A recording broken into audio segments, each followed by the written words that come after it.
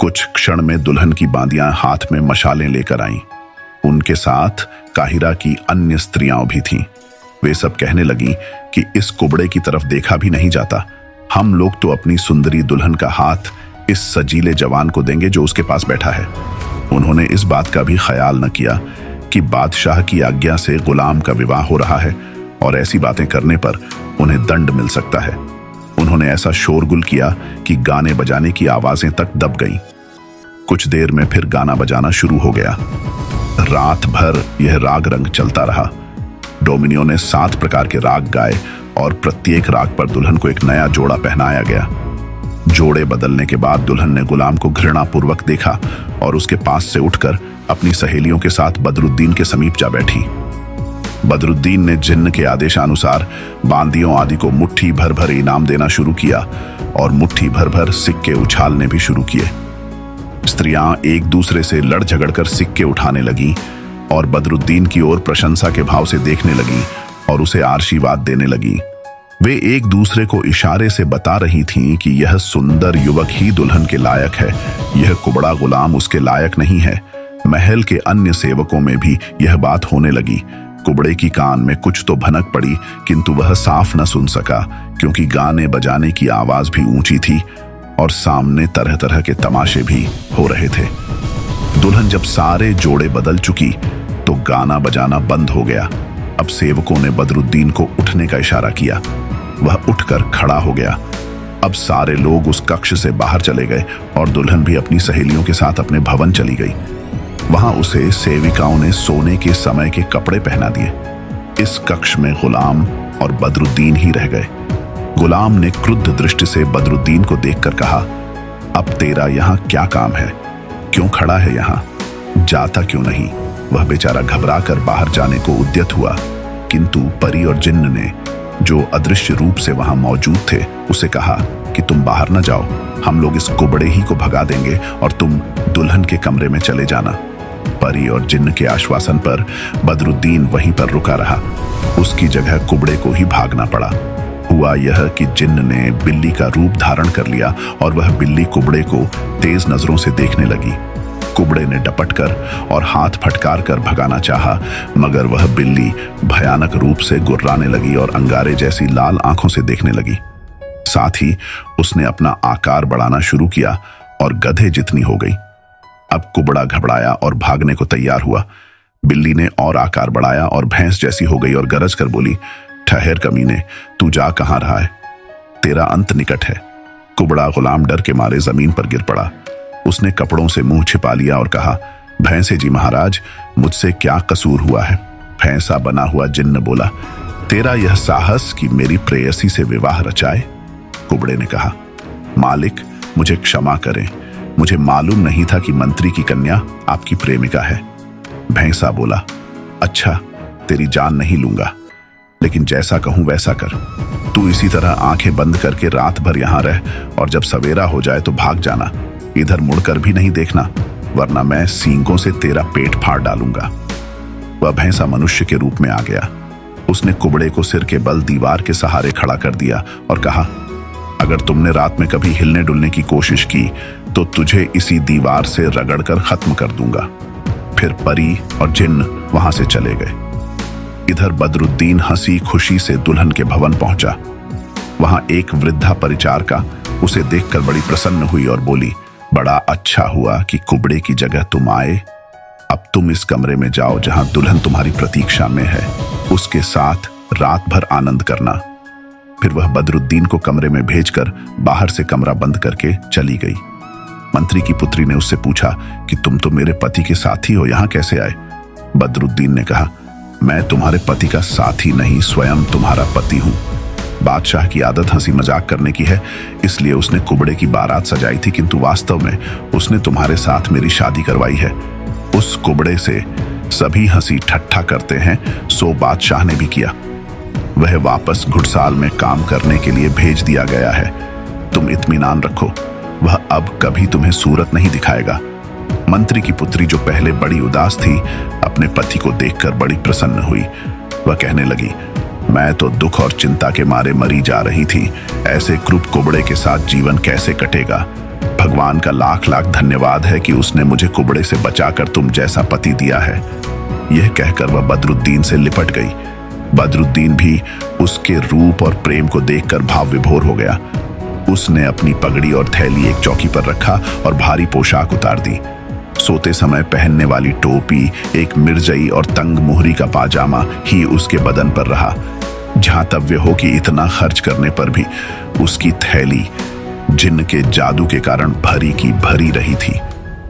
शयनकाल के वस्त्र पहनकर बदरुद्दीन अपनी दुल्हन को बगल में लेकर सो रहा। रात में जिन्न और परी फिर आए। अब उन्हें शरारत सूझी। उन्होंने तय किया कि बदरुद्दीन को जैसे सोते में बसरा से काहिरा लाए थे वैसे ही कहीं और पहुंचा दिया जाए। चुनांचे उन्होंने उसे उठाकर दमिश्क नगर की जामा मस्जिद के बाहर लिटा दिया। फिर दोनों वहां से चले गए। सवेरे अजान की आवाज सुनकर दमिश्कवासी जब नमाज पढ़ने आए तो सीढ़ियों पर बदरुद्दीन को सोया देखकर ताज्जुब में पड़े कि यह कौन है और यहां क्यों सो रहा है। कोई कहता है कि रात में अपनी पत्नी से लड़ झगड़ कर आ गया है और इतना गुस्से में था कि रात के पहनने वाले कपड़े भी नहीं बदले। किसी ने कहा यह बात नहीं है, यह रात को बहुत देर तक शराब पीता रहा है और घर का रास्ता भूलकर लड़खड़ाता हुआ यहां आया और गिरकर सो गया। इसी प्रकार वे लोग भांति भांति की अटकलें लगाने लगे, क्योंकि किसी को पता नहीं था कि वह कौन है और क्यों पड़ा है। बदरुद्दीन कुछ तो सवेरे की ठंडी हवा से और कुछ चारों ओर घिरे लोगों की आवाज से जाग गया और अपने को अपरिचित जगह एक मस्जिद के सामने देखकर बड़े आश्चर्य में पड़ा और उसने लोगों से पूछा कि यह कौन सी जगह है और मैं यहाँ कैसे आया। लोगों ने कहा भाई, यह तो हम लोग भी सोच रहे हैं कि तू कौन है और यहाँ कैसे आया। तुझे तो यह भी नहीं मालूम है कि यह कौन सी जगह है। यह दमिश्क का नगर है और यह यहाँ की जामा मस्जिद है। बदरुद्दीन ने कहा, बड़े आश्चर्य की बात है कि कल रात मैं काहिरा में सोया था और आज सुबह दमिश्क में पहुंच गया। उसकी बात सुनकर लोगों ने समझा कि यह पागल है और उसकी जवानी और खूबसूरती को देखकर उसके उन्मादग्रस्त होने पर खेद प्रकट करने लगे। एक बुड्ढे ने कहा, बेटे तू क्या बातें कर रहा है। ये कैसे हो सकता है कि रात को तुम काहिरा में हो और सुबह दमिश्क पहुंच जाओ। बदरुद्दीन ने कहा, मैं सच कहता हूं, पिछली रात मैं काहिरा में था और उससे पिछली रात में बसरे में था। ये सुनकर आसपास के लोग ठहाका मारकर हंसने लगे और शोरगुल करने लगे। वे कहने लगे, तुम बिल्कुल मूर्ख हो या फिर किसी गुप्त कारण से ऐसे बेसिर पैर की बातें कर रहे हो। बड़े ही खेद की बात है कि तुम जैसे भले चंगे दिखने वाले आदमी की मानसिक दशा विक्षिप्त सी हो जाए। एक आदमी ने कहा, तुम खुद ही बताओ ये कैसे संभव है कि कोई रात को काहिरा में सोए और सुबह दमिश्क में जागे। मालूम होता है तुमने सपना देखा है और अभी तक ठीक तरह से जागे नहीं हो, उसी सपनों की दुनिया में खोए हो। बदरुद्दीन हसन ने कहा, मैं बिल्कुल ठीक कहता हूं। कल रात को काहिरा में मेरा विवाह हुआ था। लोग और हंसे और कहने लगे कि यह वाकई अभी तक सपना देख रहा है। बदरुद्दीन बोला, नहीं, सच्ची बात है, सपना नहीं है। रात को मेरी दुल्हन ने 7 रागों पर 7 जोड़े बदले। उसका विवाह एक कुबड़े गुलाम से किया जा रहा था, किंतु फिर मेरे साथ कर दिया गया। मैं अच्छे वस्त्र और भारी पगड़ी पहने था और मुद्राओं से भरी एक थैली भी मेरे पास थी। मालूम नहीं वे चीजें कौन ले गया और मुझे यहां छोड़ गया। बदरुद्दीन जितना अपनी बात पर जोर देता था उतना ही लोग हंसते और उसे पागल बताते थे। वह तंग आकर एक ओर चला गया तो भीड़ उसके पीछे हो ली। सभी लोग चिल्ला रहे थे, पागल है। उसके ऊपर पत्थर भी फेंके जाने लगे। बदरुद्दीन घबराकर एक हलवाई की दुकान में घुस गया। यह हलवाई पहले पश्चिमी क्षेत्रों में लुटेरों का सरदार था और लूटमार से जीवन निर्वाह करता था। कुछ काल से वह इस निंद्य कर्म को छोड़कर ईमानदारी से रोजी कमाने लगा था। वह बहुत परोपकारी और मिलनसार हो गया था और आम लोग उसके प्रशंसक थे। फिर भी उसे क्रुद्ध करना कोई भी नहीं चाहता था, क्योंकि उसका अतीत लोगों को मालूम था। उससे लोग भय भी खाते थे। हलवाई ने सबको डांट डपट कर भगा दिया और बदरुद्दीन से पूछा कि क्या बात है। उसने फिर अपना पूरा हाल बताया तो हलवाई ने कहा, तुम बड़े समझदार लगते हो, लेकिन यह कहानी अब और किसी से न कहना, वरना लोग तुम्हें पागल ही कर छोड़ेंगे। मेरे कोई संतान नहीं है, मैं तुम्हें गोद ले लूंगा और जब तुम मेरे दत्तक पुत्र बन जाओगे तो तुम्हें छेड़ने का किसी को साहस नहीं रहेगा। बदरुद्दीन को अपने वर्ग से नीचे के आदमी का दत्तक पुत्र बनने के विचार से दुख तो हुआ, लेकिन और कोई चारा भी नहीं था। इसलिए उसने हलवाई की बात मान ली। हलवाई ने उसे अच्छे कपड़े पहनाए और मित्रों और संबंधियों को बुलाकर गोद लेने की रस्म पूरी कर दी। काजी के सामने भी कार्यवाही हो गई। बदरुद्दीन ने हलवाई का काम सीखा और हसन हलवाई के नाम से मशहूर हो गया। उधर काहिरा में क्या हुआ यह भी सुनिए। मंत्री शमसुद्दीन की पुत्री जब सवेरे सोकर उठी तो उसने अपने पति को अपने पास न पाया। वह समझी कि वह शौच आदि के लिए गया होगा और वह उसकी प्रतीक्षा करने लगी। इतने में मंत्री शमसुद्दीन शोकाकुल दशा में वहां आया, क्योंकि वह समझता था कि कुबड़ा गुलाम ही उसका दामाद हो गया है। उसने दुखी स्वर में अपनी पुत्री को पुकारा। उसने जब दरवाजा खोला तो बड़ी प्रसन्न बदन थी। मंत्री को आश्चर्य हुआ, क्योंकि गुलाम की पत्नी होने पर उसे दुखी होना चाहिए था। उसने पूछा, तुम इतनी खुश कैसे हो? मैं तो सोचता था तुम रो रही होगी। लड़की बोली, पिताजी, मेरा विवाह क्रूप कुबड़े के साथ नहीं हुआ, बल्कि एक अति रूपवान नवयुवक के साथ हुआ है। मंत्री ने कहा, तू क्या बकती है? वह कुबड़ा ही तेरा पति है और वही यहां सोया होगा। पुत्री बोली, नहीं पिताजी, कुबड़ा जाए जहन्नम में। मेरा पति तो काली भवों वाला और बड़ी बड़ी आंखों वाला सजीला जवान है। अभी वह शौच आदि के लिए गया है, वही इस कमरे में सोया था। अभी वापस आता होगा, आप स्वयं उसे देखेंगे। मंत्री चक्कर में पड़ा कि यह सजीला जवान कहां से आ गया। वह उसे महल में ढूंढने लगा, लेकिन वह कहीं न मिला। हाँ, उसने एक कमरे में यह जरूर देखा कि कुबड़ा गुलाम सर के बल दीवार से सहारे खड़ा है। मंत्री ने उससे पूछा कि तुम्हें इस प्रकार किसने खड़ा किया? कुबड़ा उसकी आवाज पहचान कर भी वैसे ही उल्टा खड़ा रहा और बोला, आपको मेरे साथ ऐसा क्रूर परिहास नहीं करना चाहिए था। आप जानते थे कि भैंसा बना हुआ जिन्न आपकी पुत्री का प्रेमी है, तो मुझे दामाद बनाने के लिए क्यों कहा? मंत्री ने कहा, तू पागल तो नहीं हो गया है कि ऐसी ऊट पटांग बातें कर रहा है? कुबड़े ने कहा, नहीं, मैं सच कह रहा हूं। सुबह होने तक मैं हिल भी नहीं सकता, वरना जिन्न मुझे मार डालेगा। आप जानना ही चाहते हैं तो सुनिए। रात को एक काली बिल्ली मुझे आकर डराने लगी। मैंने उसे भगाया तो वह बड़ी होने लगी और कुछ देर में भैंसा बन गई। उसने बताया कि वह आपकी पुत्री का प्रेमी है। उसने मुझे इस प्रकार खड़ा कर दिया और कहा कि सुबह से पहले अपनी जगह से हिले तो मार डालूंगा। मंत्री यह बेसिर पैर की कहानी सुनकर ऊब गया। उसने गुलाम को सीधा खड़ा कर दिया। गुलाम सिर पर पांव रखकर भागा और पीछे निगाह भी नहीं की। वह सीधा राजमहल में गया और बादशाह के पांवों पर गिर पड़ा।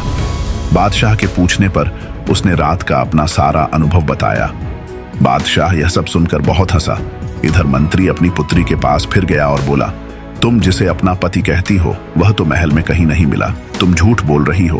पुत्री ने कहा, मैं बिल्कुल सच कहती हूँ। आपको मेरी बात पर विश्वास ना हो तो यह चौकी पर रखे हुए कपड़े और यह पगड़ी देखिए। यह चीजें मेरे पति की हैं। सोने के पहले उसने कपड़े उतारकर यहाँ रख दिए थे। मंत्री ने पगड़ी को देखा और जान गया कि ऐसी पगड़ी मोसिल के मंत्रीगण पहना करते हैं। उसने पगड़ी को उलट पलट कर देखा तो उसमें से कपड़े में लिपटी हुई कोई चीज गिरी। उसे खोल कर देखा तो उसमें एक लंबा पत्र था। यह वह अंतिम पत्र था जो नूरुद्दीन अली ने अपने पुत्र को लिखा था और बदरुद्दीन उसे हमेशा अपनी पगड़ी में सुरक्षा पूर्वक रखता था। मंत्री को सिक्कों से भरी एक थैली भी वहां मिली, जिसके अंदर इसहाक यहूदी का लिखा हुआ कागज था कि 6000 मुद्राओं में मैंने बदरुद्दीन के जहाज का माल खरीद लिया है। शमसुद्दीन यह सब चीजें पाकर गश खा गया। थोड़ी देर में सचेत होने पर वह बोला, बेटी, तुम ठीक ही कहती हो और तुम्हारी प्रसन्नता भी उचित है। तुम्हारा पति तुम्हारा चचेरा भाई है। यह कहकर वह अपने भाई के हाथ के लिखे पत्र को बार बार चूमने और भाई को याद करके रोने लगा। उक्त पत्र में नूरुद्दीन ने सविस्तार लिखा था कि वह कब बसरा पहुंचा, कब उसका विवाह हुआ और कब उसका पुत्र बदरुद्दीन पैदा हुआ। शमसुद्दीन को यह देखकर आश्चर्य हुआ कि नूरुद्दीन का और उसका विवाह एक ही दिन हुआ था और उसकी पुत्री और बदरुद्दीन का जन्म भी एक ही दिन हुआ था। पहले मजाक में कही हुई बातों के ठीक निकलने पर उसे बड़ा आश्चर्य हुआ। वह तुरंत ही पगड़ी और पत्र लेकर बादशाह के सम्मुख गया और सारा हाल विस्तार पूर्वक बताया। बादशाह को भी आश्चर्य हुआ और उसने आदेश दिया कि यह सारी बातें उसकी इतिहास पुस्तक में लिखी जाए। मंत्री ने बदरुद्दीन के आने की 1 सप्ताह तक प्रतीक्षा की। फिर उसने काहिरा नगर में उसकी खोज की। बदरुद्दीन कहीं न मिला। इससे मंत्री को अत्यंत दुख हुआ। उसने बदरुद्दीन की सारी चीजें सुरक्षा पूर्वक संदूक में रखी, बल्कि विवाह के समय प्रयुक्त सारे कमरों को, वहां की हर चीज जैसी की तैसी रखकर ताला डलवा दिया। मंत्री की पुत्री को कुछ दिन बाद मालूम हुआ कि उसे गर्भ रह गया। 9 महीने बाद उसने एक पुत्र को जन्म दिया। वह पुत्र अत्यंत सुंदर था। उसके नाना ने उसकी सेवा के लिए बहुत से नौकर चाकर रखे। उसका नाम रखा गया अजब। जब अजब 7 वर्ष का हुआ तो शमसुद्दीन ने उसे एक अच्छे मकतब में भेजा, जहां उसने अत्यंत विद्वान गुरुजनों से शिक्षा लेनी आरंभ की। उसके मकतब में जाने के समय भी 2 सेवक उसके साथ रहा करते थे।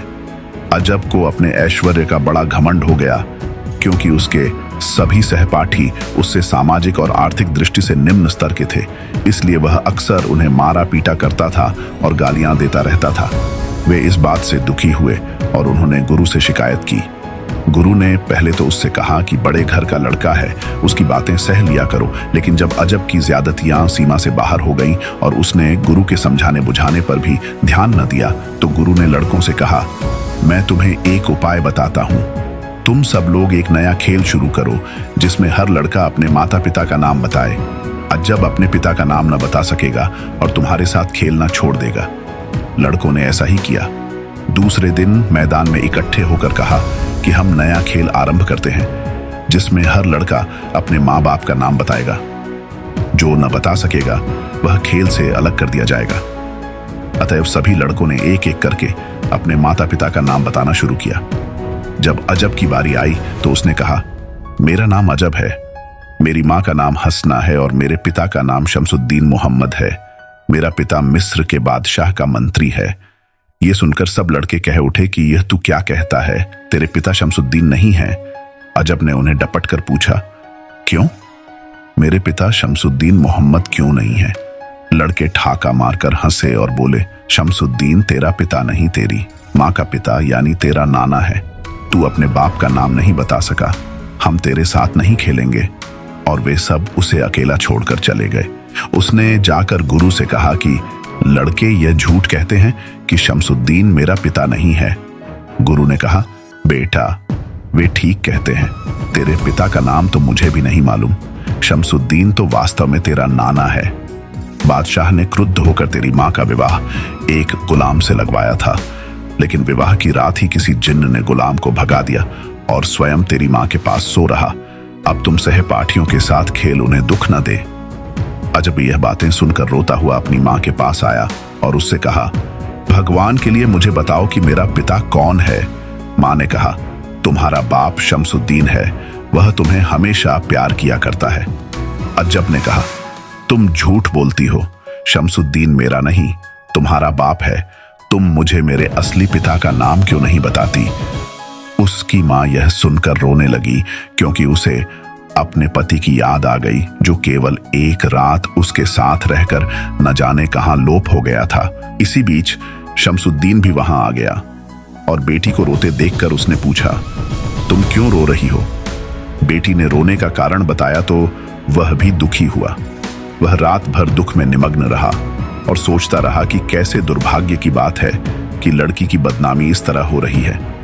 दूसरे दिन में दरबार में गया तो रोते हुए बादशाह के पैरों में गिर पड़ा। उसने सारा हाल बताकर कहा कि अब मुझसे यह बर्दाश्त नहीं होता कि लोग कहें कि मेरी बेटी ने जिन्न से लड़का पैदा किया है। आप मुझे कुछ दिनों की छुट्टी दें तो मैं अपने दामाद बदरुद्दीन को सारे बड़े नगरों, विशेषतः बसरा में जाकर तलाश करूं। बादशाह को भी यह सारी बातें जानकर बड़ा दुख हुआ।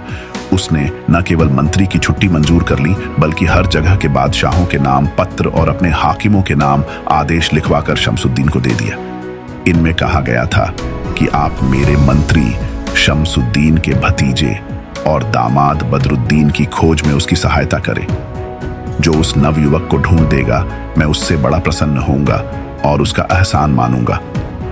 शमसुद्दीन ने अपने स्वामी की इस कृपा पर उसका बड़ा एहसान माना और विदा हुआ। शमसुद्दीन अपनी पुत्री और नाती को लेकर काहिरा से रवाना हुआ। 20 दिनों की यात्रा के बाद वह दमिश्क पहुंचा। वहां जाकर उसने नदी के किनारे अपने डेरे खड़े किए और सेवकों को आज्ञा दी कि नगर में जाकर आवश्यक क्रय विक्रय करो। वह खुद बदरुद्दीन को ढूंढने नगर में निकल पड़ा। अजब भी अपने कुछ सेवकों के साथ नगर की सैर को निकला। नगर में आने पर उसके चारों ओर उसके अनुपम रूप को देखकर लोग जमा हो गए। इससे परेशान होकर अजब बदरुद्दीन की दुकान में घुस गया। बदरुद्दीन को जिस हलवाई ने गोद लिया था उसका देहांत हो चुका था और इस समय उसकी दुकान का मालिक बदरुद्दीन ही था। बदरुद्दीन का नगर निवासी बड़ा मान करते थे क्योंकि वह मिठाई बहुत अच्छी बनाता था। बदरुद्दीन ने अजब को देखा तो उसके हृदय में प्रेम का ज्वार उठने लगा। वैसे अन्य लोग भी अजब को प्रशंसा की दृष्टि से देख रहे थे, किंतु बदरुद्दीन का तो खून का रिश्ता था, इसलिए वह प्यार में विह्वल सा हो गया। उसने अजब से कहा कि आप मेरी दुकान के अंदर बैठें और कुछ भोजन करें। अजब के साथ के सेवकों के हबशी प्रमुख ने कहा कि आप मंत्री पुत्र हैं, आपके लिए इस मामूली दुकान पर बैठकर खाना पीना उचित नहीं है।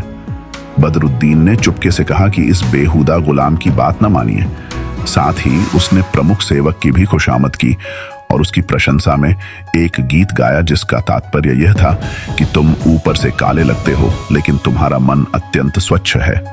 उसने हबशी जाति की प्रशंसा में भी गीत गाए और सेवक से कहा कि मैं कवि हूं, तुम्हारी तारीफ में कसीदा प्रशस्ति काव्य लिखूंगा।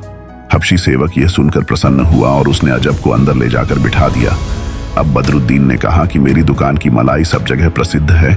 मैंने मलाई जमाने का गुण अपनी माता से सीखा है और उसके और मेरे सिवाय ऐसी मलाई कोई नहीं जमा सकता है। मेरी मलाई दूर दूर जाती है और आप भी इसे खाकर बहुत प्रसन्न होंगे। यह कहकर बदरुद्दीन ने कड़ाही से मलाई निकाली और उसमें अनार का रस और मिश्री डालकर अजब को दी। वह उसे खाकर बहुत प्रसन्न हुआ। शमसुद्दीन ने प्रधान सेवक को भी मलाई खिलाई। वह भी खाकर बहुत खुश हुआ। बदरुद्दीन अजब को देखता जाता था और सोचता जाता था कि अगर उस सुंदरी से जिसके पास उसने एक ही रात गुजारी थी कोई पुत्र होता तो शायद ऐसा ही होता। उस सुंदरी की याद करके वह रोने लगा। फिर उसने अजब से पूछा कि आप दमिश्क में कैसे आए। अजब जवाब देने ही वाला था कि गुलाम ने कहा कि अब यहाँ नहीं ठहरिए, बहुत देर हो गई है, आपकी माँ आपकी प्रतीक्षा कर रही होंगी। यह सुनकर अजब दुकान से उठकर चल दिया। बदरुद्दीन को उसका अचानक जाना बर्दाश्त नहीं हुआ। वह अपनी दुकान बंद करके उसके पीछे चलने लगा। जब नगर के द्वार पर पहुंचा तो अजब के सेवकों के सरदार ने बदरुद्दीन से डपट कर पूछा कि तुम हमारे पीछे क्यों लगे आते हो। उसने अजब से भी कहा कि मैंने आपसे इसीलिए दुकान में न जाने को कहा था कि यह लोग मुंह लगाने योग्य नहीं होते। बदरुद्दीन ने कहा कि मैं तुम्हारे पीछे नहीं लगा हूं, मुझे उधर कुछ काम है। अजब ने भी अपने सेवक से कहा कि वह अपने काम से जा रहा है, इसे जाने दो, तुम किसी को कहीं आने जाने से कैसे रोक सकते हो। लेकिन जब अजब अपने खेमे के पास पहुंचा और उसने मुड़कर देखा तो बदरुद्दीन को कुछ पीछे चलते पाया। अब वह डरा कि नाना को मालूम होगा कि मैंने इस हलवाई की मलाई खाई है तो वे नाराज होंगे। उसने घबराहट में एक पत्थर उठाया और खींचकर बदरुद्दीन की ओर फेंका और जल्दी से अपने खेमे में घुस गया। अजब का फेंका हुआ पत्थर बदरुद्दीन के माथे पर लगा और उसका माथा लहूलुहान हो गया। उसे बड़ा पश्चाताप हुआ कि मैं तो अपना काम काज छोड़कर इस लड़के के प्रेम में यहां तक आया और उसे मेरा कोई न ख्याल हुआ, बल्कि पत्थर मारकर उसने मुझे घायल कर दिया। उसने अपनी दुकान पर आकर घाव की मरहम पट्टी की और अपने मामूली कामकाज में लग गया। इधर शमसुद्दीन 3 दिन दमिश्क में दामाद को खोजने के बाद कई प्रमुख नगरों में गया। इनमें हलब, नारदीन, मोसल, सरवर आदि शामिल थे। अंत में वह बसरा पहुंचा और वहां के बादशाह से भेंट की। बादशाह ने उसका बड़ा आदर सत्कार किया और पूछा कि तुम यहां कैसे आए। शमसुद्दीन ने कहा कि मैं अपने भाई नूरुद्दीन अली के पुत्र बदरुद्दीन हसन को ढूंढने निकला हूं। आप कुछ उसके बारे में जानते हो तो कृपा करके मुझे बताएं।